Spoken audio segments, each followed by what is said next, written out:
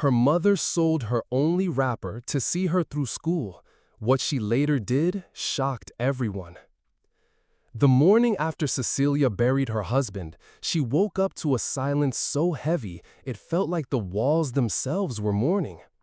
Her little daughter, Zita, was barely 2 years old, still too young to understand that the man who used to carry her on his shoulders would never walk through their wooden door again. Cecilia sat on the edge of their narrow bed, staring at the single wrapper folded neatly in the corner, the bright patterned cloth she had worn on her wedding day. It was now her most valuable possession, though its worth was more sentimental than monetary.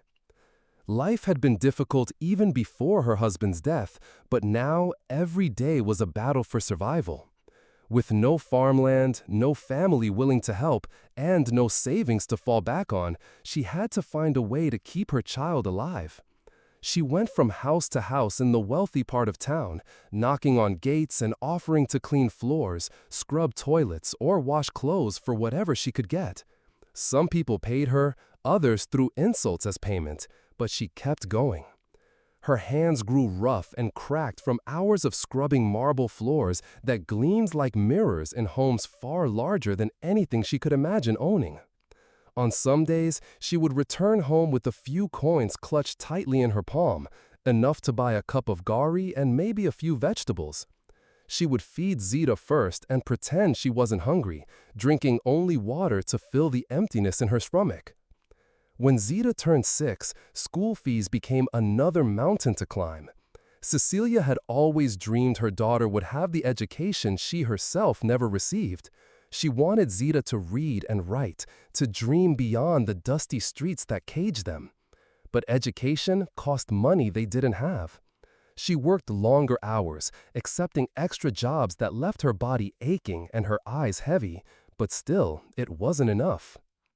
One late afternoon, as the sun dipped low and painted the sky with streaks of orange, she sat in the dim light of their small home, staring at that single wrapper in the corner. It was more than cloth. It was a memory, a piece of her past she had promised herself she would keep forever. But promises meant nothing to an empty stomach and unpaid fees. The next morning, she folded it carefully and walked to the market. The trader looked at her with mild disinterest as he examined the cloth. "It's fine," he said flatly, naming a price that made her chest tighten. It wasn't much, but it would pay the fees and buy some exercise books. With trembling hands, she let it go. Walking back home without it, she felt lighter and heavier at the same time. Lighter because the burden of the fees had been lifted. Heavier because she had sold a piece of her life. She told herself it didn't matter. What mattered was Zita sitting in a classroom, learning to read words her mother could only dream of understanding. That night, Zita came home from her first day of school, wearing a smile so wide it made Cecilia's heart swell. The child didn't know about the wrapper or the sacrifice. She only knew that her mother's arms were warm when she hugged her, and that was enough, for now. Cecilia lay in bed later, listening to the sounds of her daughter's steady breathing. She was exhausted, her muscles screaming from the day's labor, but she smiled in the darkness. If she had to scrub 100 more floors, if she had to give up everything she owned, she would do it again. For Zita, she would give the world. The years rolled by like hurried clouds, and Zita grew into a striking young woman. She was smart, quick-witted, and ambitious, traits Cecilia wore like badges of honor. Every school term, Cecilia worked twice as hard to keep her there, taking on extra cleaning jobs, washing laundry until her knuckles bled, and spending nights mending clothes for a little extra cash. She barely rested, but every time she watched Zita leave for school with her books clutched to her chest, she felt it was worth it. By the time Zita entered university, Cecilia was no longer the young widow she once was. Her back ached, her hair was streaked with gray, and deep lines framed her eyes. But she didn't mind. Zita was her pride, her one reason to keep moving. Whenever Zita visited during holidays, Cecilia would prepare her favorite meals, even if it meant skipping her own. She would ask about lectures and friends, her eyes glowing as she listened, storing each word like treasure. When Zita finally graduated, it was the proudest day of Cecilia's life. She had managed to borrow a faded dress from a neighbor so she could look presentable for the ceremony. The university hall was filled with families, laughter, and camera flashes. Cecilia sat quietly at the back, clutching her bag tightly, her heart racing each time she caught sight of her daughter in that flowing gown and cap. After the event, she pushed her way through the crowd until she reached Zita. "My daughter, my graduate?" Cecilia said softly, her voice breaking as she reached out to hug her.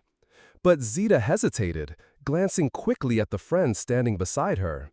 A forced smile crossed her face as she allowed the embrace, then quickly pulled away. "Mother, you shouldn't be here like this," Zita whispered sharply, her eyes darting to her friends. "You look untidy. I don't want people to get the wrong impression." The words struck Cecilia like a slap. She stepped back, unsure if she'd heard right. "But, Zita, Please, I'll come and see you later," Zita cut in, already turning back to her friends. "Go home, I'll explain later." Cecilia nodded slowly, forcing a smile even as her chest ached. She walked away, the sound of Zita's laughter with her friends echoing behind her, each peal of joy reminding her how far away she now stood from her daughter's life. Days turned into weeks, and Zita didn't visit. When Cecilia finally managed to see her in the city, Zita barely let her into the small apartment she shared with friends. She stood at the doorway, her arms folded. "Mother, I've told you before, you need to improve yourself," Zita said, her tone clipped. "The way you look, people will think I'm from the slums.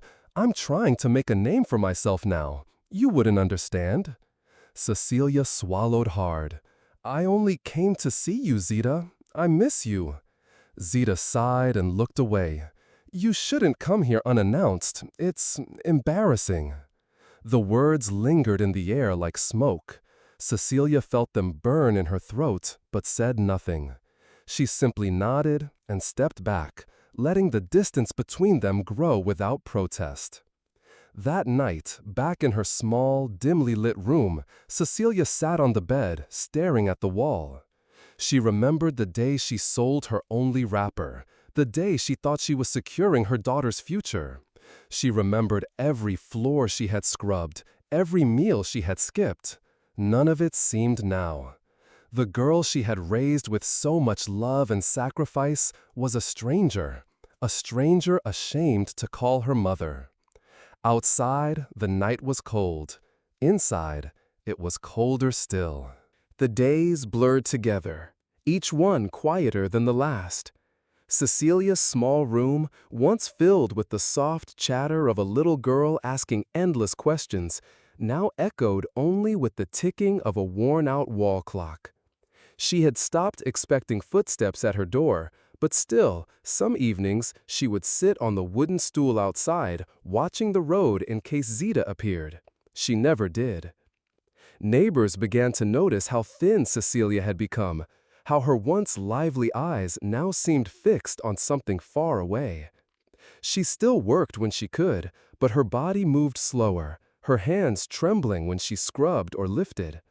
The coins she earned barely bought enough food, and many nights she went to bed hungry, not from sacrifice this time, but from neglect.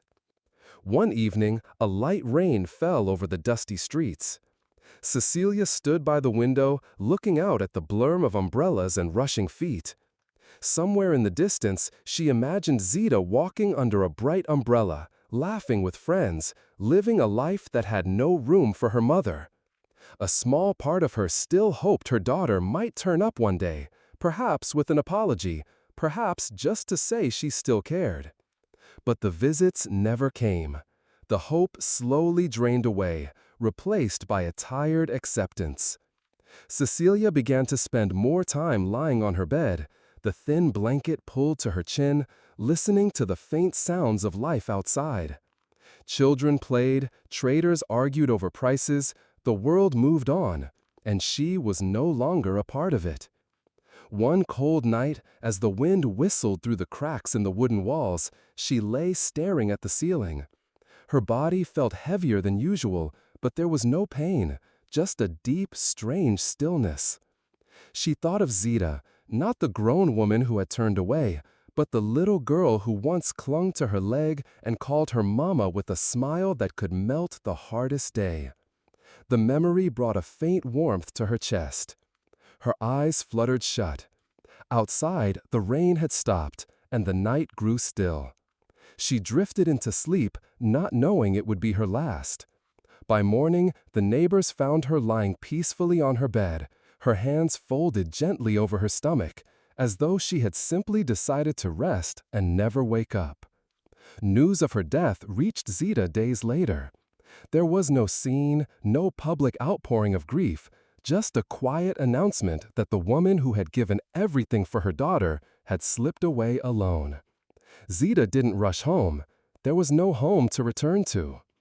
The little room remained silent, the walls holding memories that no one came to collect. The world kept moving, and Cecilia's absence barely caused a ripple, except in the hearts of those few who had seen her sacrifices, who had watched her give everything only to leave with nothing. She was gone, and the silence she left behind was heavier than grief.